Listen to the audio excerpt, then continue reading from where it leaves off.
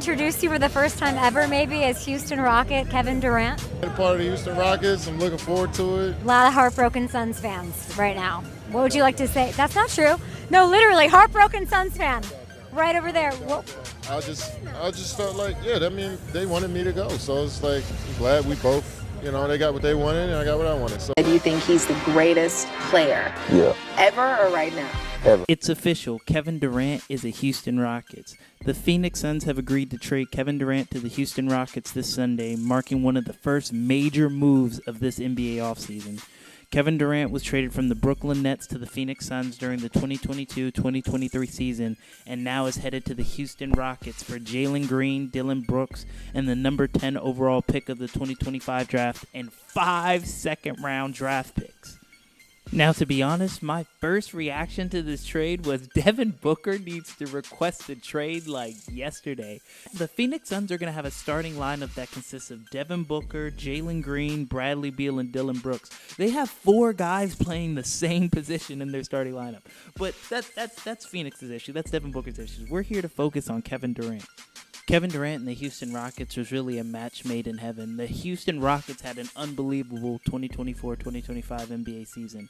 After hiring Ime Udoka, they were able to transition from the 12th seed in the West to the number 2 seed in the competitive Western Conference. And the Houston Rockets made the playoffs for the first time since the NBA bubble in the 2019-2020 season, where they were starring James Harden and Russell Westbrook in the backcourt.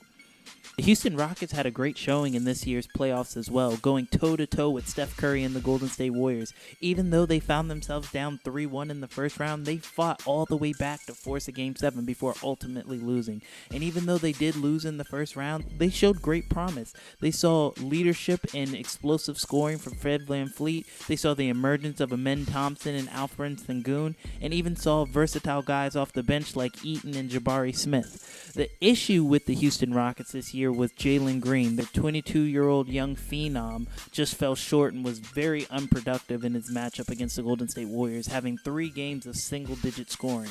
While Jalen Green is still young and has a lot of time to blossom into a star player, the Houston Rockets showing this year proved that they have a championship window available to them right now if they can find some elite scoring from that wing position. And who better to fill that spot with than former 4-time scoring champ Kevin Durant, who's fresh off of averaging 27 points per game, still proven that he's capable of lighting it up from all 3 levels on an NBA court.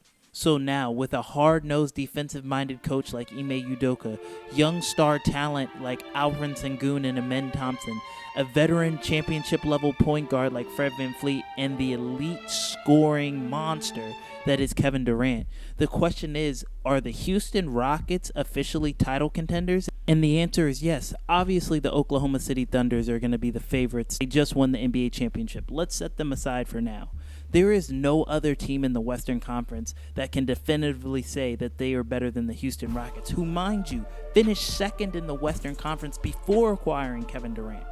And you may look at a team like the Lakers with a 1-2 combo like Luka Doncic and LeBron James, or a team like the Denver Nuggets with a 1-2 combo of Jamal Murray and Nikola Jokic. While those duos may be more frightening on paper than Kevin Durant and Alperen Sengun, what we've seen this year from the Thunder and from the Indiana Pacers is that this notion of super teams, of being top heavy with 1, 2, maybe even 3 all-star caliber guys, doesn't win anymore in today's NBA. Depth does. Even though OKC does have young talent with Shai Gilgeous-Alexander, J-Dub, and Chet Holmgren, they fill out their roster with legitimately 10 guys that can contribute on a night-to-night basis with Lou Dort, Alex Caruso, Kaysen Wallace, Isaiah Hartenstein. And we've seen the same thing from the team that came out of the East this year, the Indiana Pacers. They don't even have a bona fide superstar player, but they have depth. Tyrese Halliburton, Pascal Siakam, Miles Turner, Benedict Mathurin, off the bench with TJ McConnell. Teams with depth win championships now, not just teams with a whole lot of star player, and that's exactly what the Houston Rockets have. They have a bona fide star scorer in Kevin Durant, a championship guy, a leader who's been there and done that,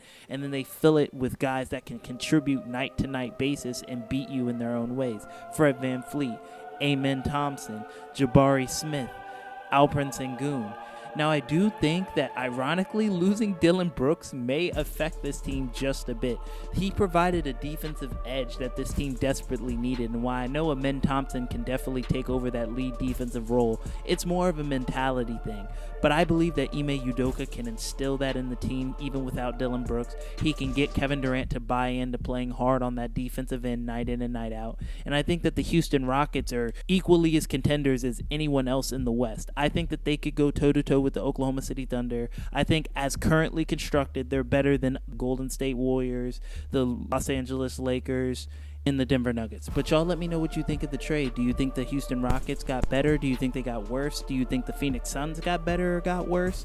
Do you think that the Rockets are going to be able to compete for a title in the West this year, or do you think that they're going to be a bust and they're going to flop? Make sure y'all hit that like button and subscribe to continue to grow the channel. Thanks for rocking out with your boy, and we out of here.